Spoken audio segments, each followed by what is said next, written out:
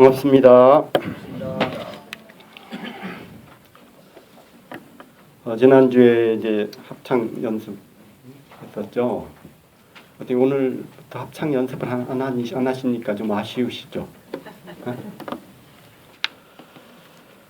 합창제를 이제 잘 마치셨습니다. 어떻게 합창제를 하시면서 얼마 스스로 흡족한 합창제가 되셨는지 모르겠습니다. 어느 팀이 제일 잘한 것 같아요? 어느 교당? LA 교당이 최고죠.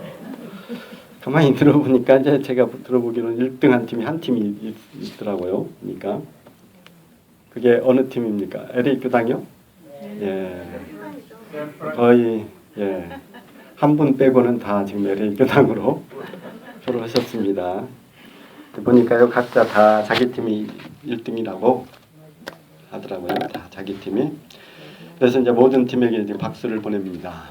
그리고 그만큼 공연에 몰두하시고 열정을 다 쏟고, 그래서 아마 스스로 흡족하고 스스로에게 박수를 보낼 수 있었지 않는가 싶습니다. 그만큼 참 훌륭한 그런 합창 축하 공연이 또 있겠나 싶습니다. 정말 함께 즐기는 축제가 되었다 생각에 모든 분들께 감사드립니다. 그날 그렇게 기쁘고 즐겁게 우리가 축제를 했는데요. 그 기쁨, 즐거움, 이것이 어떻게 보면 삶의 가장 큰 원동력이 아닌가 싶습니다. 이 기쁨, 우리가 살아가면서 느끼는 이 기쁨과 즐거움이야말로 가장 근원되는 에너지다. 우리가 살아가는. 그래서 오늘은 그런 그 즐거움에 대한 그 말씀을 좀 드리고 싶습니다. 밥 딜런이라는 가수 아시죠? 예, 요새 그 화제가 되고 있죠. 노벨 문학상을 이번에 그 가수가 받았어요. 아마 그분 이름은 다 들어보셨을 거예요. 노래도 한 번쯤은 아마 들어보셨을 겁니다. 미국의 가수죠. 지금 연세가 75세십니다. 지금도 통기타를 치면서 노래를 하고 있어요. 이분이 언제부터 그랬냐면 60년대부터 지금까지 세대를 가리지 않고 많은 사람들의 그런 사랑을 받는 그런 가수다. 그전에는 그 사랑과 이별 이런 노래였다면 이분은 그런 거 또 더 훨씬 좀 넓게 이 시대가 안고 있는, 우리 세대가 안고 있는 그런 고민과 그런 저항 정신, 어떤 반전과 반핵, 평화의 그런 메시지를 그 노래에 담아냈다. 그런데 그걸 말하자면 그 저항, 세상을 향해서 저항하는 그런 목소리를 내면서도 눈물과 웃음으로 노래로 그걸 풀어냈다. 근데 참 높이 평가받을 만하다고 생각을 합니다. 그래서 이분은 그 청바지, 통기타와 함께 어떤 70년대 저항적인 청춘 문화의 상징이었다. 이런 평가를 사람들이 하고 있습니다. 이분은 그런 구르는 돌처럼 그렇게 살았다. 집도 절도 없는 투어를 네버 엔딩 투어라고 부르는데, 이 투어가 1988년부터 시작해서 지금까지 계속되고 있다고 합니다. 말하자면 일생을 노래로서 세상의 그런 아픔을 달래주었다. 그래서 세상의 위로가 되고 세상에 즐거움을 주는 그런 삶을 살아온 이 가수는 참 세상의 공도자로서 노벨상을 충분히 받을 만하다 생각이 들고 이런 수상을 축하를 드립니다. 그러나 이제 정작 본인은 그런 게 뭐 관심이 없어 보여요. 지금까지 아무 반응이 없답니다. 이 사람처럼 어떤 자유로운 영혼으로 세상을 유유자적하는 사람들에게 무슨 노벨상이 무슨 큰 의미를 두겠습니까? 그리고 이분이 지금 75세인 나이에도 무색하게 지금도 아직 그 에너지, 그 열정이 식을 줄 모르고 있다. 그 마음에, 그 목소리에 녹이 슬지 않고 정말 구르는 돌처럼 이렇게 살아가고 계신 것 같습니다. 제가 이렇게 장황하게 또 밥 딜런을 잠깐 소개를 드린 것은 우리 인생도 좀 내 인생을 노래하는 마음으로 살자. 내 목소리로 내 삶에 취해서 자기 노래를 부르면서 또 그 노래하는 가운데 얼마나 여유가 있고 기쁨이 있겠나 그런 생각도 해봤습니다. 그래서 이 시간에는 우리가 인생을 살아가는 즐거움에 대해서 좀 얘기를 말씀드릴까 합니다. 우리가 인생을 살아가려면 뭔가 인생을 사는 낙이 있어야 되잖아요. 어린아이도 어린아이 나름대로 사는 낙이 있어야 되잖아요. 유치원 다니는 꼬마가 젖을 먹고 있는 동생을 보더니 그러더래요. 참 좋은 때다. 애가 얼마나 그냥 유치원 때부터 지금 얼마나 고달프고 힘든지 얼마나 할 일이 많고 힘들겠어요 요새.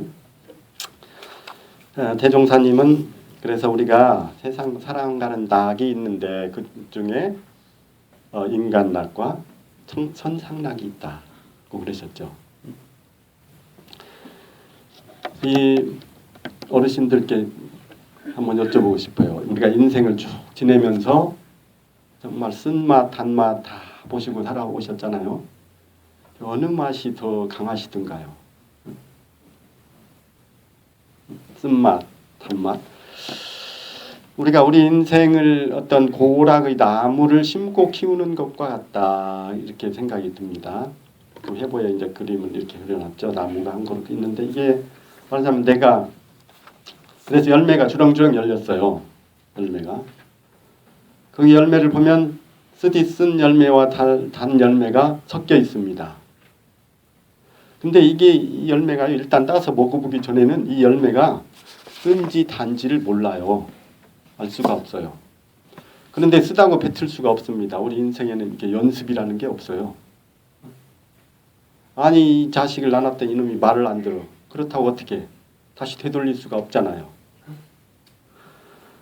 그래서 우리가 쓰디 쓴 열매를 먹다가 어쩌다 달콤한 열매를 먹으면 그렇게 맛있을 수가 없더라. 이것이 인간 낙이다. 쓴맛 사이사이에 잠깐씩 맛보는 그 달콤한 맛이 바로 인간 낙이다. 그래서 만약에 그런데 운 좋게 계속 단 열매만 따먹게 되면 어떻게 되겠어요? 그 단맛이 계속 가는 게 아니라 어느 정도 나중에는 단맛을 못 느껴요. 왜냐하면 인간 낙이란 게 그런 상대적인 낙이더라 그 말이죠. 비교 우위에서 맛보는 그런 낙. 그래서 쓴맛 단맛을 골고루 다 보면서 사는 게 우리 인생이다 생각이 되는데 우리 인생에서 여기 고락이 없을 수가 없잖아요. 그런데 우리가 이제 한 번쯤 왜 이런 고락이 오는지 고와 낙이 어디서 오는지 그 성가 가사 말씀하신 것처럼 원인들을 생각을 한 번쯤은 이제 해보자 그 말이죠. 다 내가 지어서 받는 줄 알겠는데 고와 낙의 근원이 되는 그 뿌리가 뭘까요? 그 고락의 근원이 되는 뿌리가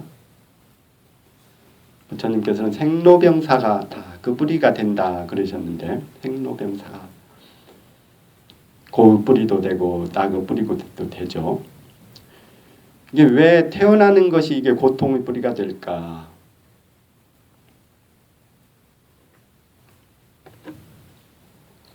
한번 쉽게 생각해 보면 우리가 딱 태어났어요. 사람이 딱 태어나면서 누구나 울면서 태어나죠. 울면서 해피 버스데이 하면 웃으면서 태어난 사람은 한 명도 없죠. 말하자면 태어나는 것 자체가 고통이다. 태어나는 것 자체가 말하자면 엄마로부터 분리되는 떨어져 나오는 것 그거 자체가 큰 상실감이고 두려움이고 고통의 근원이 될 수가 있다 그 말이죠.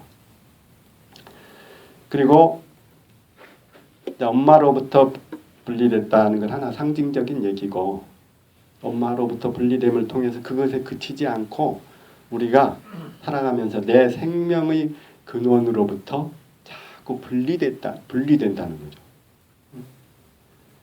이 우주와 분리되고 또 나라는 존재가 따로 있다고 자꾸 이제 생각을 하게 됩니다. 그걸 이제 뭐라고 하면 에고라고 그러죠. 이고. 우리가 성장하면서 이것이 나다. 이것이 내 몸이고 이것이 내 생각이고 이것이 내 마음이고 이것이 내 소유물이고 이것이 내 경험이고 그래서 이게 점점 더 견고하게 자기만의 울타리를 단단하게 쌓죠. 그래서 누구도 건드리지 못하게 딱 지키는 거죠. 누가 건드리면 자존심이 상한다고 그러죠. 이제 이걸 이고라고 그러는데 대단종사께서 이걸 작은 나라고 그러죠. 작은 나. 작은 나. 이 전체와 분리된 이 작은 나를 통해서 얻어지는 나만의 어떤 행복감을 우리가 이렇게 추구하면서 사는 거죠. 그러다 보니까 이건 이제 상대적일 수밖에 없는 거죠.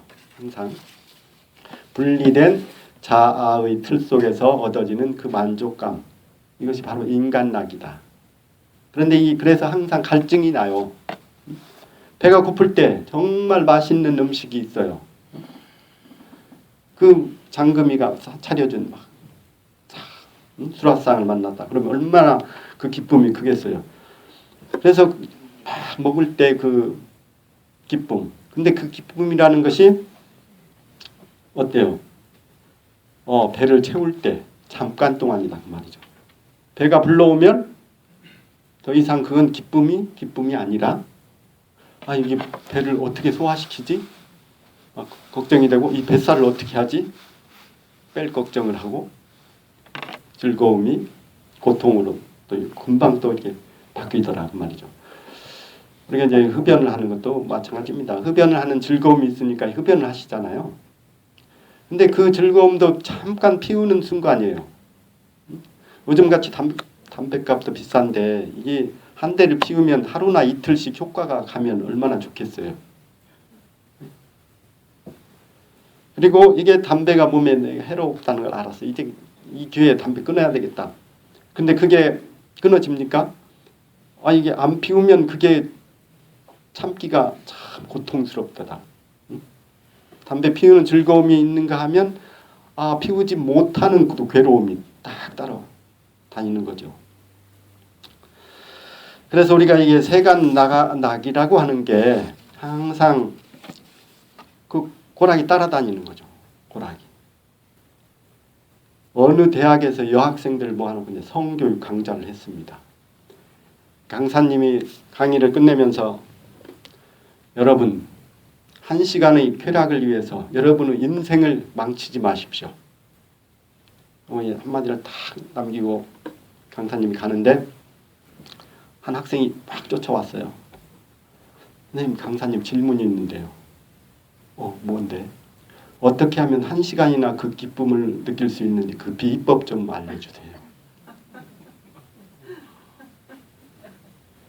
이게 말하자면 천상락은 둘째치고 인간락이라도 좀 길게 가면 얼마나 좋겠어요. 그리고 그 즐거움 뒤에는 또 고통이 따라다니더라. 지금의 기쁨이 돌아서면 이제 고통이 되더라. 얻는 기쁨이 있으면 또 반드시 잃는 고통이 있고 태어나는 기쁨이 있으면 반드시 또 죽음의 그런 고통이 따르고 자식을 얻어서 기쁨이 있는데 그 자식으로 인해서 고통받을 일이 생기든가요? 안 생기든가요? 자식이 갑자기 사고를 당했다거나 또 자식이 아파서 누워있어. 그럼 얼마나 애가 다시던가요? 이렇게 고통이 되었다, 즐거움이 되었다. 이 고락이 늘 뒤바뀌는 그런 현상을 우리는 이제 인생살이다. 이렇게 부릅니다. 그래서 그 괴로움을 좀 벗어나고 싶은데 어떻게 하면 벗어날 수 있을까? 어떻게 하면 고통에서 벗어나서 기쁨 속에서 살 수 있을까요? 아까 그 고통의 원인을 그냥 한번 이렇게 생각을 해봤잖아요. 고통의 원인 되는 것은 그 반대로 가면 되지 않을까요? 고통의 원인이 이 엄마로부터 처음 그 근원이 말하자면 엄마로부터 떨어져 나오는 그런 고통, 분리되는 고통. 그러면 우리가 언제 행복감을 느끼죠? 언제? 한번 곰곰이 생각해 보면 사실은 나 혼자서 막 짜장면을 맛있게 먹는 것보다 거기서 오는 건 뭐 잠깐이죠. 배가 채워질 때. 더 큰 행복감은 뭐냐면 자식과 가족과 함께 먹을 때 더 행복하고, 말하자면 부부간에 서로 하나임을 느낄 때, 이 온 가족이 서로 하나임을 느낄 때, 친구와 인간관계에서 그 끈끈한 우정이라는 거 뭐죠? 바로 서로 소통하고 공감하고 한 기운을 얻는 거잖아요. 그래서 우리가 가만히 보면 그 하나임을 느낄 때 평안을 얻고 안정감을 얻고 행복감을 느끼게 되더라. 그런 얘기죠. 아무리 지금 이제 행복도를 조사하면요, 저기 스리랑카, 티베트 이런 데서 행복도가 높게 나와요. 그냥 물질적으로 전혀 참 가난하고 그 행복을 느낄 것이 별로 없을 것 같은데, 이런 경제적으로 부유한 나라보다도 더, 말하자면 그런 이 일체감, 하나 되는 그런 의식 속에서 더 행복감을 느끼더라. 그리고 더 근원적인 행복과 충만함은 언제 느낄까요? 바로 진리와 내가 하나인 삶을 살 때. 그래서 이론의 최성에 합하도록까지 서원함 그러죠. 이론의 최성에 합하도록까지 서원함. 우리 자아성을 여의지 않는 삶을 살아라 그러죠. 분리 자아성하는 거. 이론의 최성이 바로 우리 자성입니다. 자성을 떠나지 않는 공부를 통해서 우리가 이 기쁨을 찾는 거죠. 이것이 바로 천상락이고 극락이다. 모든 종교에서 지향하는 것이 결국은 다 모든 생명의 근원에 합이라는 그런 삶을 살자는 거죠. 교회에서 하나님 세계를 자꾸 얘기하는 것도 바로 그 하나의 세계, 내가 하나님과 합이라는 그런 삶을 살 때 그거만큼 더 큰 행복과 충만함이 없더라 그 말이죠. 우리가 오늘 이게 좌선 실습하셨죠? 이 좌선 실습하는 이 시간도 결국은 이론의 최성의 합이라는 공부를 하신 겁니다. 이론의 최성의. 자선은 뭐죠? 우리가 30분 동안 막 참고 앉아서 막 고행을 하자는 게 아니고 가장 행복하고 가장 충만한 그런 삶을 살자고 하는 거죠. 우리가 이 천상락의 맛을 보고 보면 세간의 고락을 쫓아서 막 일희일비하고 그렇게 하지 않게 되더라 그 말이죠. 고락이 본래 둘이 아니구나 이런 데 깨침을 얻어서 그것을 쫓아다니라고 애달아 하지 않고 애간장을 태우지 않고 고락을 수용함에 있어서 마음이 여유로워지고 이것이 바로 해탈의 마음이죠. 이것이 바로 천상락이고, 중국의 그 승찬대사께서는 이제 신신명이라는 그 저서에서 이렇게 말씀하시죠. 위숨상쟁이 시위심병이로다. 좋고 싫은 것으로 인하여 버둥됨이 마음의 병이로다. 그래서 우리가 행복에도 매달리지 말고 불행에도 매달리지 말자. 천상락이라고 하는 것은 도로서 즐기는 마음락을 이름이니 그러셨죠. 도를 깨닫고 보니 고와 낙이 둘이 아닌 줄을 알겠도다. 그래서 마음이 편안해. 이것이 천상락이다 그 말이죠. 천상락이 하늘에서 내려오는 낙이 아니고, 그래서 우리가 천상락을 잘 수용하고 보면 인간락은 덤으로 따라온다고 하셨습니다. 굉장히 중요한 대목이라 제가 영어로 한번 번역을 해봤어요. 제 수준으로. Buy one, get one free.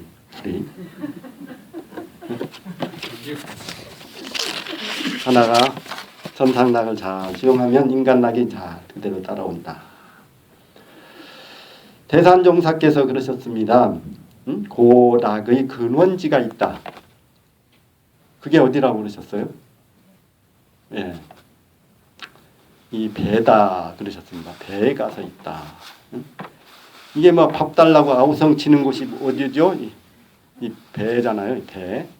배는 이제 오장육부를 다 배라고 그러죠. 사랑을 달라고 아우성 치고 관심을 가져달라고 아우성 치고 하는 것이 다 이 사람마다 이 다 배가 이 고락의 근원지다. 그래서 모든 인류가 이 배를 채우려고 하다가 천당과 지옥, 극락을 놓치고 있다. 극락과 지옥이 다른 데 있는 것이 아니라 이 뱃속에 있다. 그러셨습니다. 내 이 뱃속이 욕심으로 가득하면 거기가 지옥이고, 내 이 뱃속이 선심으로 가득하면 거기가 극락이다. 여기 선심은 말하자면 아까 좌선할 때 그 선자입니다. 선심, 담담한 마음, 나를 좀 내려놓은, 비워버린 그런 마음. 선심으로 가득하면 거기가 극락이다. 그리고 우리가 나를 참 진리와 하나로 통하게 하는 그 문도 바로 이 복부에 있다. 바로 이 단전에 있잖아요. 또 그래서 이렇게 말씀하셨어요. 잠들기 전에 각자 자기 배를 한 번씩 만져봐라. 내가 오늘 이 배로 인해서 극락에 갈 것인지 지옥에 갈 것인지 꼭 주무시기 전에 자기 배를 한번 만져보십시오. 괜히 옆에 자는 사람 배 만지지 말고, 옆에 자는 사람 만지면서 배가 나왔느니 뱃살을 빼라느니 그러면 괜히 가정 불화만 일어납니다. 잠들기 전에 내 배를 만지면서 오늘 눈에 거슬렸던 사람들, 또 오늘 그냥 나를 서운하게 했다는 그런 사람들, 또 나를 무시했던 그 사람들 또 다 잊어버리고 다 비워버리는 거죠. 내 배를 쓰다듬으면서 다 비워버리고 잠자리에 들면서 이걸 다 놓아버리고 먼지를 다 털어버리고 그 좋고 싫음으로 그냥 버둥대던 그 마음을 다 놓아버리고 이제 주무시는 거죠. 착없이 떠나는 공부를 이렇게 매일매일 하시는 겁니다. 우리 사람이 이게 취침 시간이 있다는 게 정말 참 좋은 것 같습니다. 이 취침 시간, 잠자는 시간, 이 시간이야말로 참 재충전하는 시간이고 우리가 생사연마하는 시간이고 스스로 내가 이렇게 거듭날 수 있는 그런 시간이다 이렇게 생각하시고 잠자기 전에 이 참 생사연마하시고 이걸 다 풀고 주무십시오. 그럼 이제 일어날 때는 참 어제의 그런 내가 아니라 거기에는 또 새로움이 있다 그 말이죠. 새로운 에너지로 새로운 마음으로 참 거듭나는 그런 우리 삶을 살아야 되겠습니다. 우리가 모두 이 고락의 이치를 깨달아서 천상락을 수용하고 인간락을 덤으로 수용해서 행복한 공부인이 되어야 되겠습니다. 그래서 우리가 세세생생이 있다고 그러지만 그 뒤로 미룰 게 뭐가 있어요? 누가 뭐래도 지금 내 인생이 가장 중요한 거잖아요. 가장 소중하고. 그래서 내게 주어진 이 시간 정말 충분히 기쁨과 즐거움과 법열로 복락으로 가득한 그래서 스스로 정말 후회 없는 흡족한 그런 삶이 되시기를 기원합니다.